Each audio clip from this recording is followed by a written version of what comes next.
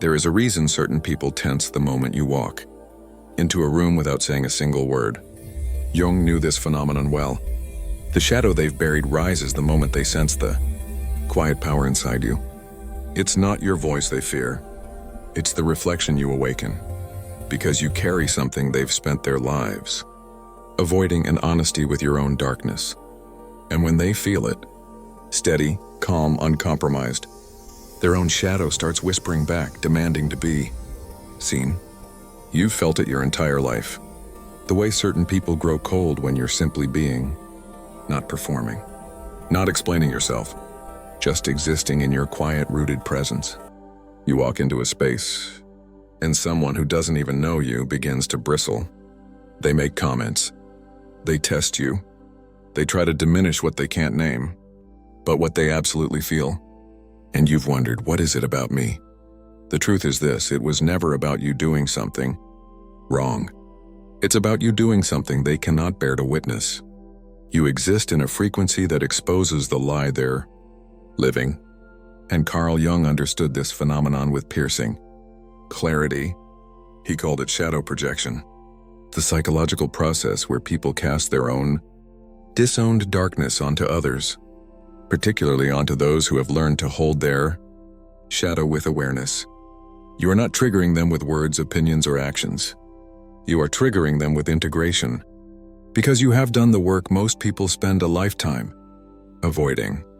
You've descended into your own underworld.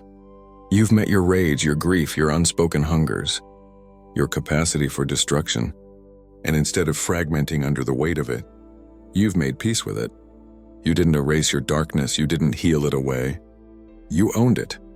And that ownership, that quiet, unshakable self-possession, becomes a mirror, one that reflects back to them everything they've refused to see in themselves. This is why your silence disturbs them more than your words ever could. Carl Jung devoted much of his life's work to understanding the shadow, the part of the psyche we disown, reject, and bury because it doesn't align with the persona we present to the world. The shadow contains everything we've been taught is unacceptable: our anger, our selfishness, our jealousy, our hunger for power, our sexuality, our darkness. Most people deal with the shadow through denial. They repress it. They numb it. They project it onto others. And projection is where this story deepens. When someone projects their shadow onto you, they are unconsciously attributing their own disowned qualities to you. They see in you what they cannot admit exists within themselves. If they've repressed their anger, they'll perceive you as threatening, even when you're calm. If they've denied their power, they'll experience you as domineering, even when you're simply self-possessed. If they've rejected their depth, they'll find you too intense, even when you're just being real. Jung wrote, "Everything that irritates us about others can lead us to an understanding of ourselves." But here's the part most people miss: projection doesn't happen in response to people who are fragmented, insecure, or performing. It happens in response to people who are whole, because wholeness, true psychological integration, is deeply threatening to those who are still split. It exposes the fracture. It makes visible the work they haven't done. And you, without speaking, without trying, without needing to prove anything, you embody that integration.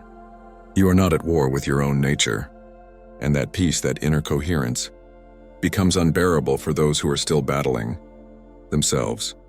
But there's something even more unsettling happening beneath the surface. Most people live in what Jung called the persona, the social mask we wear to be accepted, loved, approved of. The persona is built on repression. It requires that we exile parts of ourselves to maintain the image. But you stopped performing that split. You discovered that your darkness isn't something to fear or fix. It's the soil where your power grows. Your rage taught you boundaries. Your grief taught you depth. Your shadow taught you sovereignty. And now you move through the world undivided.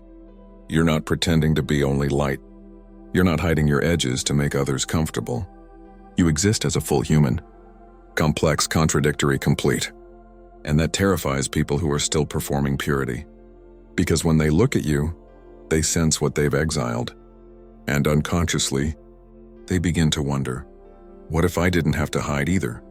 That question destabilizes their entire psychological structure. So instead of facing it, they reject you. They label you cold, intimidating, too much. But what they're really saying is, you remind me of the parts of myself I'm too afraid to meet. In a world obsessed with constant noise, explanation, and validation seeking, silence has become radical. But your silence isn't emptiness, it's fullness. You're not quiet because you have nothing to say. You're quiet because you no longer need external validation to know your own truth. Jung spoke of the self, the deep center of the psyche, beyond ego, beyond persona. When you live from the self, you stop needing to broadcast your worth. You stop performing your depth. You simply are. And that quality, that rooted, unshakable presence, makes the unconscious deeply uncomfortable in others, because they're still performing, still explaining, still seeking approval from the outside to feel real on the inside. And when they encounter someone who no longer needs that, someone who exists in their own authority without apology, it cracks open their illusion. Suddenly, their performance feels exhausting, hollow, unsustainable. And instead of using that awareness to liberate themselves, they turn it into resentment toward you. You become the problem, the one who's too quiet, too serious, too self-contained. But what they're really sensing is this: you've stopped betraying yourself to belong. And that's the most threatening thing a woman can do in a world built on female self-abandonment. In Jungian psychology, the animus represents the inner masculine within a woman, her capacity for assertion, logic, discernment, decisiveness, and power.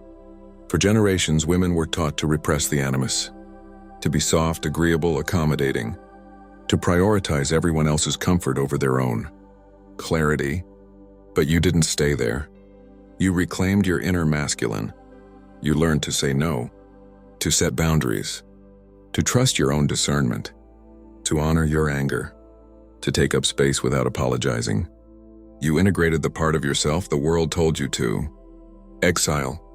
And now when other women, still fragmented, still people-pleasing, still terrified of their own power, encounter you, they feel the weight of their own disowned animus. They project onto you the very strength they're too afraid to claim. They call you harsh when you're simply clear. They call you cold when you're simply boundaried. They call you threatening when you're simply whole. Jung warned that until we integrate the animus, it remains in the shadow, erupting in passive aggression, projection, or unconscious sabotage. You've done that work. You've brought your power into the light, and they can feel it, even if they don't understand it. Especially if they don't understand it. There's an unspoken contract in many social dynamics. If someone disapproves of you, you're supposed to shrink. You're supposed to explain yourself, apologize, adjust, accommodate. You're supposed to prove you're not what they fear you are. But you stopped doing that. Not out of arrogance, not out of coldness, but out of deep self-knowing. You've met yourself in the underworld. You've faced your own shadow. You know who you are and who you are not. So when someone projects their fear, their discomfort, their unmet shadow onto you, you don't absorb it. You don't collapse. You don't perform. You don't try to fix their perception. You simply remain. And that steadiness, that refusal to be destabilized by someone else's unconscious, is perhaps the most powerful thing you carry. Because it breaks the spell. It disrupts the entire psychological game they've been playing. And when you don't collapse, they're forced to meet themselves. The projection boomerangs back, the mirror turns inward. And that's unbearable for someone who built their entire identity on avoiding their own reflection. Jung spoke often of archetypes, universal patterns that live in the collective unconscious and shape how we experience ourselves and the world. One of the most misunderstood, most feared, and most powerful archetypes is the dark feminine. Not dark as in evil, dark as in hidden, deep, instinctual, uncivilized, untamed. The dark feminine holds the wisdom of cycles, death and rebirth, descent and return. destruction as a precursor to creation. She doesn't perform light to be loved. She holds the full spectrum. She knows that rage can be sacred, that boundaries can be acts of love, that silence can be more truthful than 1,000 words. She doesn't apologize for taking up space, for seeing through illusions, for refusing to shrink.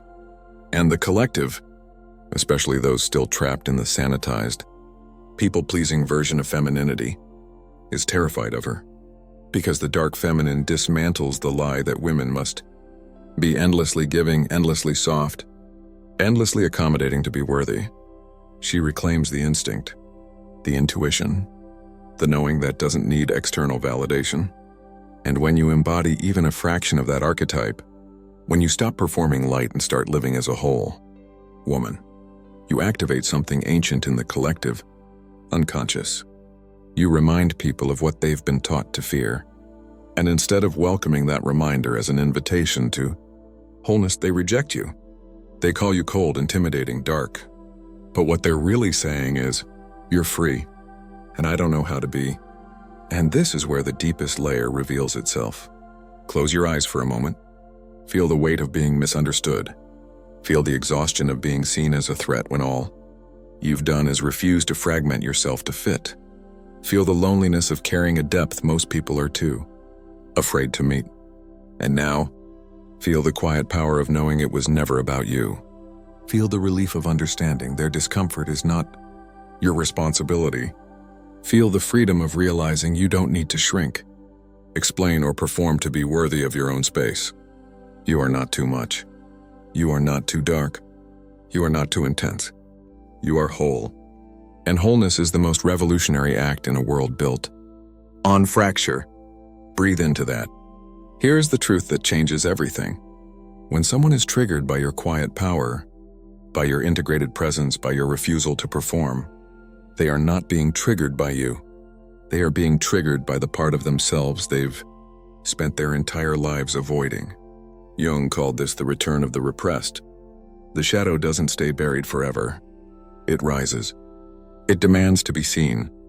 And often, it rises in the presence of someone who has already made peace with their own. You become the screen onto which they project everything they fear about themselves. Their rage, their power, their darkness, their truth. And the reason your silence is so unbearable is because it offers no defense. You're not arguing. You're not explaining. You're not trying to prove you're safe. You're just there, whole, integrated, real. And that presence becomes an invitation, unconscious, unspoken, undeniable, for them to do the same work you've done. To descend, to meet their shadow, to stop running. Most will reject that invitation. They'll turn away. They'll label you the problem. But some, the ones ready, the ones brave, the ones who've been waiting for permission, will feel something shift. They'll see you and think, maybe I don't have to hide anymore either. And that's the gift you carry, even when it feels like a burden. You are not here to make people comfortable. You are here to make wholeness possible. If you've spent years wondering why certain people fear you, without cause, this is your answer. You carry integration in a world built on repression. You carry presence in a world addicted to performance. You carry the dark feminine in a culture that only celebrates the light. And that will always be unsettling to those who haven't done the work. But here's what you need to understand. Their fear is not evidence that something is wrong with you. It's evidence that something is right. You have walked into your own underworld and come back whole. You have met your shadow and made it an ally. You have stopped betraying yourself to belong. And that is the rarest, most threatening form of power a woman can hold. So when they grow cold in your presence, when they test you, when they label you too intense, too much, too dark, you are not the problem. You are the mirror. And the only question that matters is, will you dim your light to ease their discomfort? Or will you continue standing in the fullness of who you are? Jung spent his life teaching that individuation. The process of becoming whole is the highest calling of the human soul. It is not easy. It is not comfortable. It is not celebrated by those still living in fragments. But it is real. And you, rare woman, are living proof that it's possible. You were never meant to shrink. You were never meant to apologize for the depth you carry. And you were never meant to make your wholeness smaller to fit into spaces that only accept fragments. Take what resonates, leave what doesn't. But know this, the women who were meant to find this already have. If this felt like truth, the next one will feel like home.